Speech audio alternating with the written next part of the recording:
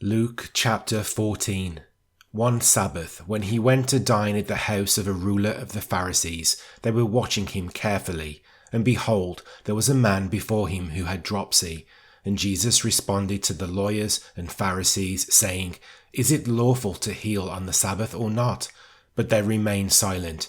Then he took him and healed him and sent him away.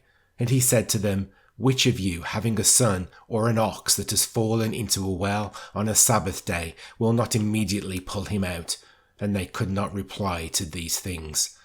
Now he told a parable to those who were invited, when he noticed how they chose the places of honor, saying to them, When you are invited by someone to a wedding feast, do not sit down in a place of honor, lest someone more distinguished than you be invited by him. And he who invited you both will come and say to you, Give your place to this person, and then you will begin with shame to take the lowest place.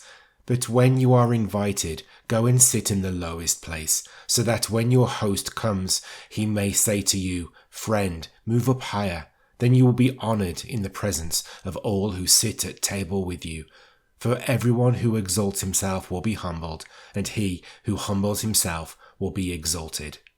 He said also to the man who had invited him, When you give a dinner or a banquet, do not invite your friends or your brothers or your relatives or rich neighbors, lest they also invite you in return and you be repaid.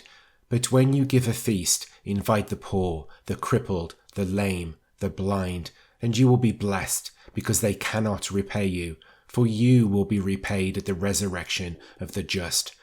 When one of those who reclined at table with him heard these things, he said to him, Blessed is everyone who will eat bread in the kingdom of God.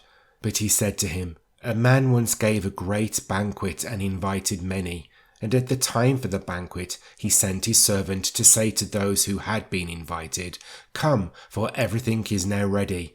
But they all alike began to make excuses. The first said to him, I have bought a field, and I must go out and see it. Please have me excused. And another said, I have bought 5 yoke of oxen, and I go to examine them. Please have me excused. And another said, I have married a wife, and therefore I cannot come. So the servant came and reported these things to his master. Then the master of the house became angry and said to his servant, Go out quickly to the streets and lanes of the city and bring in the poor and crippled and blind and lame. And the servant said, Sir, what you commanded has been done, and still there is room. And the master said to the servant, Go out to the highways and hedges and compel people to come in, that my house may be filled. For I tell you, none of those men who were invited shall taste my banquet. Now great crowds accompanied him, and he turned and said to them, If anyone comes to me and does not hate his own father and mother and wife and children and brothers and sisters, yes, and even his own life, he cannot be my disciple. Whoever does not bear his own cross and come after me cannot be my disciple. For which of you, desiring to build a tower, does not first sit down and count the cost, whether he has enough to complete it?